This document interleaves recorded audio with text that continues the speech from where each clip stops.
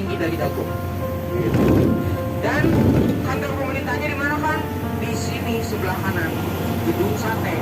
Jadi perbedaan ibu kota dari Batavia ke Bandung itu memang ada ini ya, ada alasannya juga kan, dimana salah satunya adalah banyak orang-orang Belanda dan Eropa yang meninggal dunia gara-gara malaria. Banyak di sana, di daerah Muara atau di daerah kanal-kanal yang dibuat. Makanya sama Vietnam itu dikirim ikan, yaitu impun, untuk makan jentik-jentik nyamuk tersebut. Gitu. Sebenarnya namanya bukan gedung sate, namanya adalah KB ya. Public Market Given artinya pemilihan umum, ya, kantor pemerintahan umum. Yang dimana kenapa disebut gedung sate? Karena kirata ya, kira-kira tapi nggak tahu ya itu kayak sate, itu padahal penangkal banyak. Ada berapa perutan di sana? Ada 6. Ya, kenapa harus 6? Karena biaya pembangunannya menghabiskan 6 juta gulden. Kalau dirupiahkan berkisar puluhan triliunan rupiah. Jadi gedung sate ini luasnya kurang lebih 2,7 hektar, pembangunannya selama 4 tahun, dan fakta unik dari gedung sate ini memiliki ruang bawah tanah alias basement. Di mana Kang basementnya gedung sate? Ada di sebelah timur dari gedung sate, yang sekarang menjadi sebuah museum saja, namanya Museum Pos Indonesia. Ya. Nah, si Museum Pos Indonesia ini kalau misalnya kita masuk itu dibatas 15 orang saja. Ya, kenapa? Karena sempit sekali, kecil. Jadi kalau misalnya kita masuk belum keringetan, keluar pun keringetan karena panas banget di dalam. Makanya museum ini hanya dibatas 15 orang saja. Tiket masuknya gratis, ya, keluarnya pun gratis. Jadi tidak dipungut biaya untuk masuk museum geologi, tapi angker ya. Pokoknya di Bandung segala sesuatu yang angker pasti gratis. Salah satunya adalah Museum Pos Indonesia. Makanya kalau misalnya mau nyari yang gratisan silakan datang ke tempat yang angker. Ya, salah satu Museum Pos Indonesia. Ini setiap minggu pagi memang ramai banget di sini karena ada pasar kaget ya. Jadi nggak usah khawatir, tapi tetap waspada kalau misalnya pengen main ke sini, jaga dompetnya, jaga tasnya ya. Masih ada dompet ya. Tapi insya Allah nggak akan ada sekarang mah. Ya. Sebelah kanan ini Taman Lansia, ini tidak sesuai ya karena isinya anak-anak. Kenapa? Karena ada dinosaurus di sini. Ya memang difoto sama anak-anak. Karena dinosaurus itu binatang lansia, makanya disebut Taman Lansia. Bukan karena itu, tapi karena ini sebelah kiri. Museum Geologi. Museum Geologi adalah museum terbesar di Asia Tenggara yang memiliki fosil T-Rex. Ya. Sebenarnya ini salah satu wisata edukatif untuk anak-anak, tapi sekarang PPKM-nya level 3 jadi ditutup sementara ya. Padahal itu salah satu wisata edukatif, tiket masuknya yang paling aktif itu 5.000. Jadi ada yang bisa ekspor 1-2 jam. Jadi kalau misalnya udah beres PPKM, udah beres lagi, itu bisa dibuka kembali dan bisa menjadi tempat wisata yang murah. Dan 1-2 jam Anda ini bisa keliling museum tersebut karena saking luasnya. Jadi bisa melihat fosil, melihat pembelajaran dari gunung Merapi seperti apa. Karena kemarin juga sampai ada yang keliling-keliling 3 jam di museum geologi. Lama banget kan, kenapa? Nyari bapaknya. Karena nyesal, karena bapaknya udah di mobil, anaknya masih kecil. Akhirnya diketemukan oleh satpam. Ini kisah nyata, makanya ini salah satu pelajaran. Kita harus memiliki. Nah, biasanya kalau misalnya udah beres dari museum geologi, lapar. Nah, ini biasanya salah satu tempat makan kuliner orang luar kota Bandung yang pengen nyobain masakan Sunda alas daun sebelah itu. Bisa nyoba, saya sebutnya restoran 4D. Selain kita bisa lihat, kita bisa mencium juga wanginya. Tapi untuk jam segini belum masak, jadi nggak perlu mencium. Biasanya udah mencium tuh jam 11 sampai jam 12, jam 2 lah ya, karena itu jam-jam makan siang. Banget di situ tuh ya. Disebut alas daun itu karena memang unik ya penyajiannya, rasanya konsisten. Semua makanan beralaskan daun pisang, makanya disebutlah alas daun. Tapi kalau itu belum konsisten. Kenapa? Saya resepnya masih di mangkok. Ya, jadi belum di atas daun pisang karena takut bocor. Tapi urusan anak-anak milenial atau anak-anak yang zaman sekarang itu kalau misalnya kuliner di sini biasanya Cisangkuy. Cisangkuy itu terkenal sama yogurtnya ya. Jadi yogurt Vegetalis dari tahun 90-an. Harganya mulai dari 30.000 per gelasnya. mangkok ngajak ibu-ibu ke sana. Kenapa? Saya pernah ngajak 15 orang, beli sekelas sedotannya 15. Ya, di mangkok saya. Ada kuda juga di sini. Adik-adik bisa naik kuda? Bisa. Maksudnya bisa menimbulkan perkelahian antara ibu dan tukang kuda. Ya, kenapa? Karena ibu-ibu suka nawar. Yang harganya 25.000 tiba-tiba jadi 10.000. Kok bisa, Kang? Ya itulah, makanya banyak ibu yang ke. Gimana pas ditawarin 10.000? Disuruh ngomong sama kuda. Ya, kenapa? Karena yang naikin kuda, jadi silakan negosiasi sama kuda. Itu pernah kejadian kayak gitu. Ya, kekeh ibunya pengen 10.000. Tepat di depan SMA 20. Ya, SMA 20 itu orang-orang Bandung tidak mengenal sejarah yang kelamnya. Mereka hanya tahu udah itu tempat syuting film aja. Bukan. Padahal SMA 20 memang dulunya sempat jadi SPG atau SGA ya, sekolah guru atas atau sekolah pendidikan guru. Itu juga pernah menjadi Kaminternir. Apa itu Kaminternir? Di mana tentara-tentara Belanda disekap, dipenjara, disiksa, dipantai oleh tentara Jepang. Jadi dulu Jepang masuk lewat Kalijati, Subang, berhenti dulu di Setiabudi ya, di Villa Isola, di UPI ya berarti, ketemu sama Dominic Gulemberti. Beliau itu adalah wartawan Belanda yang bekerja sama. Di mana sih titik nama Belanda? Akhirnya menunjuk Jalan Citarum, Jalan Lombok dan Jalan Ciampit. Ketiga kawasan tersebut itu menjadi kawasan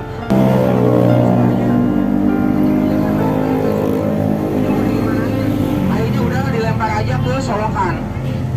Jadi Solokannya tuh ngalir ke sungai. Jadi biar memang si mayat-mayat itu memang ngalir langsung ke sungai.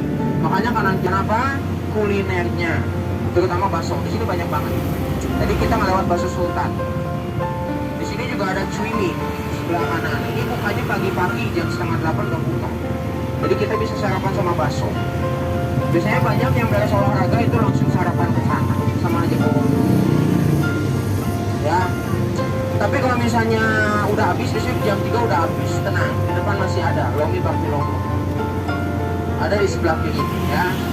25.000 dapat Portugal, terus itu kali gini banyak. Ini ya. Lomi Bakmi Lombok. Tapi pada saat salah satu suami istri sedang merintis usaha skincare, langsung nge-hype, ini seberang, sebelah kanannya MS Glow. Ibu-ibu tuh bingung pas nginjak itu, karena di pikirannya adalah MS Glow atau bakso. Karena wangi pas-pasan. Ya, karena memang banyak yang menyangka MS Glow itu adalah di mana ibu-ibu glowing tapi bapak-bapak itu. Ya, tapi justru orang Bandung mengenal kawasan bisnis adalah Jalan Aceh. Kenapa? Pertama ada rumah kentang. Ya, rumah kentang dulu dibangun tahun 1908 bernama Loji Hermes. Apa itu Loji Hermes? Tempat beramal. Itu salah satu tempat tinggal pengabdi setan. Ya. Jadi salah satu pengabdi setan itu adalah rumah kentang.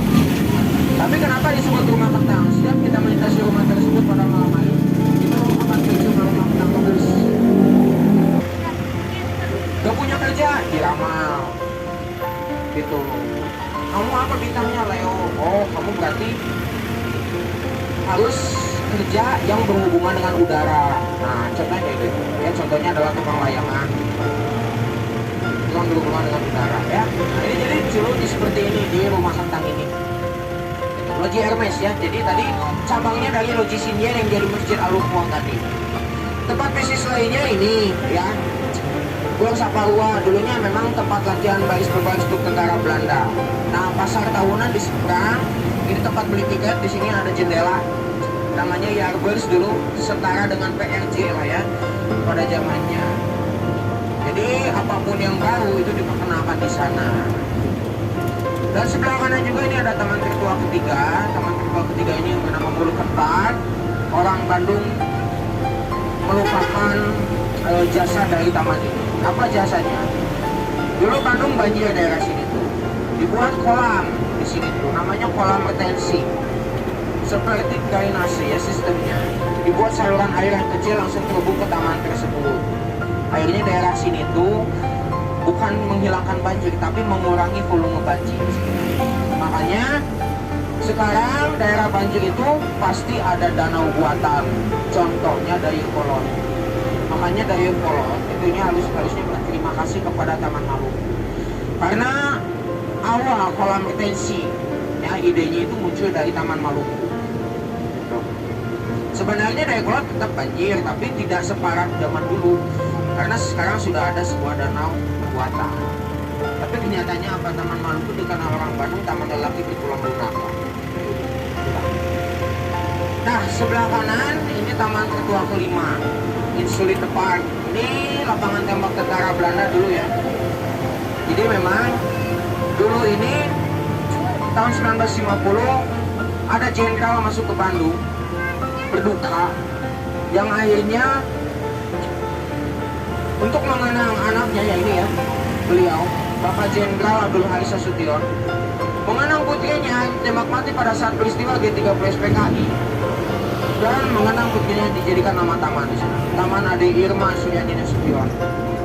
Tetapi kenapa bisa jadi taman lalu lintas? Karena tahun 60-an Bandung banyak geng motor, Bandung banyak remaja yang ugal-ugalan. Mereka oleh polisi ditangkap, dipenjara, tapi nggak langsung dibebasi. Kenapa? Kalau dibebasin itu bakal berulang lagi. Akhirnya mereka ditempatkan di taman tersebut untuk belajar rambu-rambu lalu lintas, untuk pelatihan rambu-rambu lalu lintas. Makanya disebut taman lalu lintas sampai sekarang. Kok tiba-tiba jadi anak kecil, anak-anak? Dulu sempat terbengkalai ya,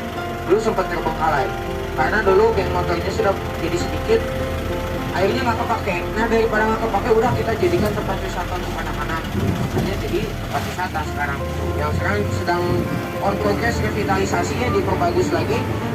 Kebetulan lagi PPKM juga nggak mungkin dibuka gitu ya. Kemarin aja pas PPKM dibuka tiba-tiba kerumunan gitu, ditutup lagi. Tapi yang kerumunannya justru bukan anak-anak, tapi ibu-ibu justru di sana yang kerumunan. Kenapa? Ritual teh nggak botram. Ya, jadi botram itu sebenarnya bahasa Belanda. Ya, artinya makan bersama itu diambil dari bahasa Belanda, dari kata boterham, artinya roti lapis isi daging ham.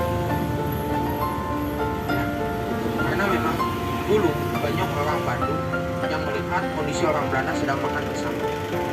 Nah, si Belanda ini sering bawa makanan lebih untuk anggota keluarga yang nggak bawa makanan pun. Apalagi zaman dulu masih anak kecil, itu sering yang namanya manjat atau keterekelan ya, dari pohon tersebut. Itu pohon kersen, buah kersen. Ya, nah pohonnya ada, nanti kita lewat. Nah, setiap daerah itu beda-beda. Contoh di Jawa namanya talok, ada yang nyebutnya karsang, Bandung itu kersen. Nah ini ya. Tapi orang Jakarta nyebutnya ceri, karena itu bahasa Indonesia. Bahasa Indonesianya kersen itu adalah ceri. Karena setiap buah-buahan itu punya jenisnya masing-masing. Ya, dan dimana kersen adalah salah satu jenis buah. Oke, sebelah kanan inilah hotel tertua kedua yang bernama Grand Priamur. Dulu hanya sebuah toko kelontong atau warung, namanya toko stay, tapi gagal bersaing jadi bangkrut. Ada orang Belanda dibeli, namanya Pandit Toko, jadiin sebuah hotel sekaligus tempat nongkrongnya orang-orang kaya Belanda yang memiliki perkebunan teh, kopi, dan pinang yang dikenal dengan Priamur Planters. Kenapa disebut Priamur? Dulu Bandung, orang Belanda itu kaget kalau datang ke Bandung itu, oh bagus banget gitu, beda di kota gitu. Karena ini memang gaya zaman dulunya kayak gini, beda kayak zaman sekarang. Ya, Charlie Chaplin pernah nginep di sini sebelum berangkat ke Garut, nginep dulu di sini, belanja ke Jalan Braga, ke Onderling Plan. Jadi harus bangga juga jadi orang Garut karena dikunjungi kita mau libur, meskipun zaman dulu ya. Nah ini titik kilometer 0, ini bukti kota Bandung dipindahkan. Dulu di Krepiak, sekarang namanya di daerah Dayakolot, ke alun-alun sini. Jadi tanggal 25 Mei, Dayakolot sampai Bandung, ketemu sama Bapak Wilanata Kusuma II, berkata pastikan kalau saya datang lagi ke sini, ini sudah menjadi sebuah kota. Nah ini bagus banget. Sebelah kiri, tahun 1870 hotel ini dibangun, masih berupa rumah panggung seperti ininya di tahun 1921 oleh Elvis tadi. Gayanya apa? Gaya kapal yang tenggelam, yaitu Titanic. Itu gaya Titanic, jadi terinspirasi dari Titanic. Titanic itu 1912 tenggelamnya ya. Society Concordia, tempat hiburan orang-orang Belanda yang sengaja di Gedung Merdeka, di mana sekarang Gedung Merdeka dijadikan tempat berteduhnya suatu kalau hujan. Ya, karena di sini banyak tempat swimming pool. Ya. Serem betul gitu.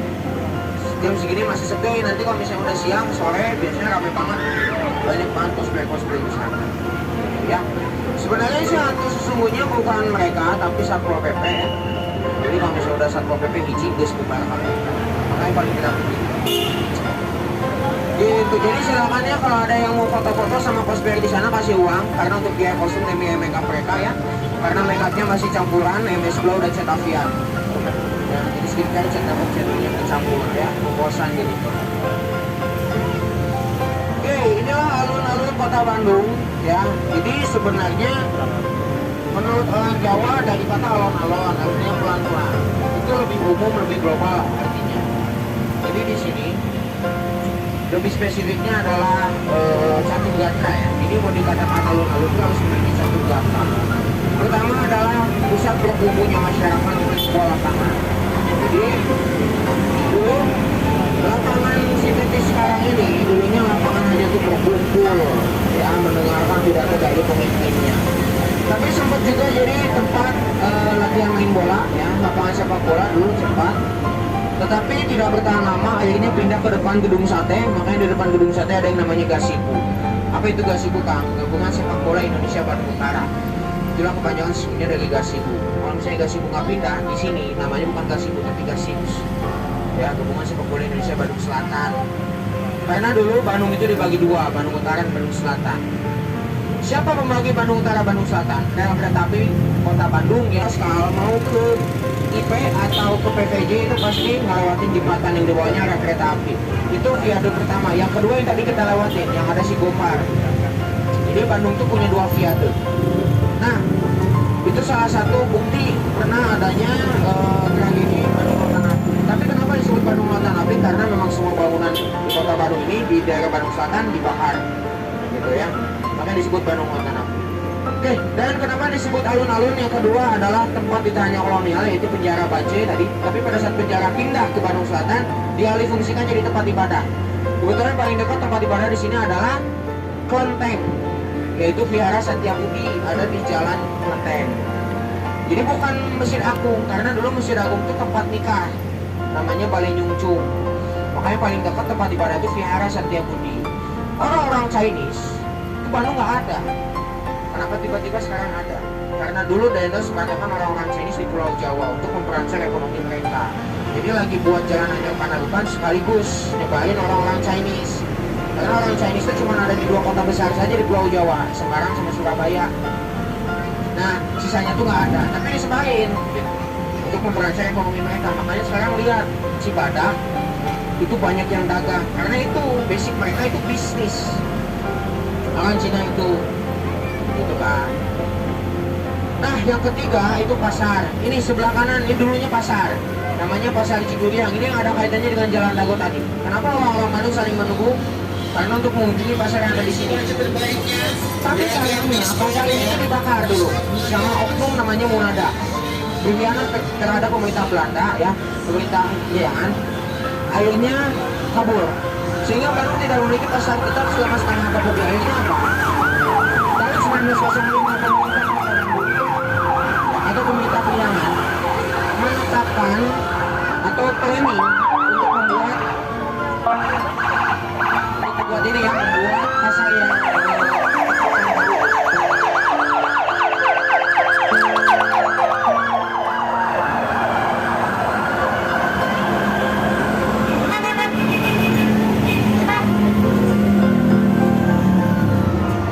pasar tetap yang baru, tapi bingung namanya apa. Udah namanya pasar baru aja. Nah, makanya sekarang namanya pasar baru karena untuk menggantikan pasar lama yang dibakar di sini.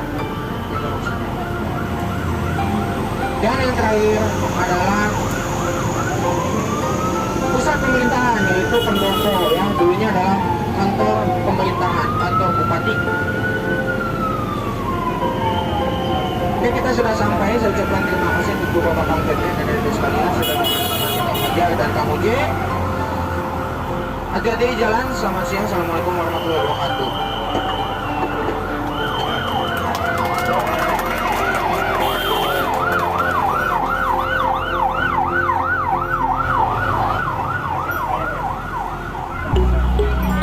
Pak.